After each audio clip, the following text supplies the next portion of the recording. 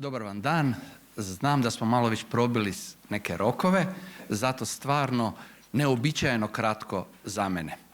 Ovako, kao prvo, dakle, stvarno osjećam da sam među svojima, osjećam da poslije možda i 30 godina sindikalnog djelovanja, kad nisam bio u prilici biti na ovakvom skupu, da sam sad prvi puta negdje gdje sam možda trebao biti i ranije.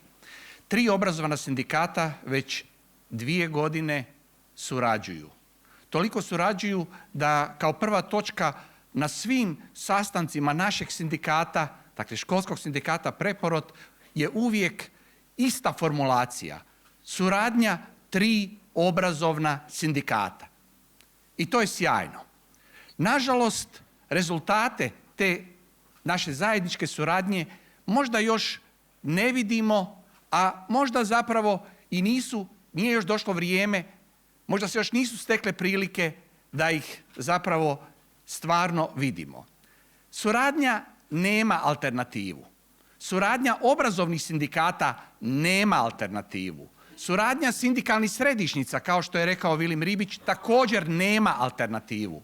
Nažalost, mi smo ovdje u ovoj poziciji u kojoj jesmo dobrim dijelom iz razloga što te suradnje nije bilo ili ona nije bila, dakle, dugoročna, jer ne možete vi zapravo očekivati rezultate u ovom poslu, dakle, za mjesec, godinu ili 2. Gradimo nešto veliko, gradimo nešto što ja vjerujem da je preduvjet opstanka sindikalnog pokreta u ovoj zemlji. Nas je povezala nedaća.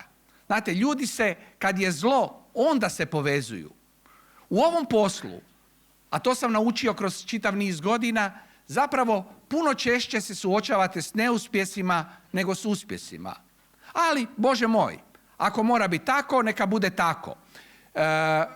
Jedan puno mudriji čovjek od mene je davno rekao da je zapravo uspjeh taj koji korumpira, a nedaća, neuspjeh je ta koja čeliči. Naša 3 sindikata će se znati nositi sa tim nedaćama, mi idemo dalje i ja nekako vjerujem da će s vremenom doći i rezultati. Ovaj vaš Sabor koji imate sada, ja vjerujem da će potvrditi takvu politiku sindikata znanosti i visokog obrazovanja.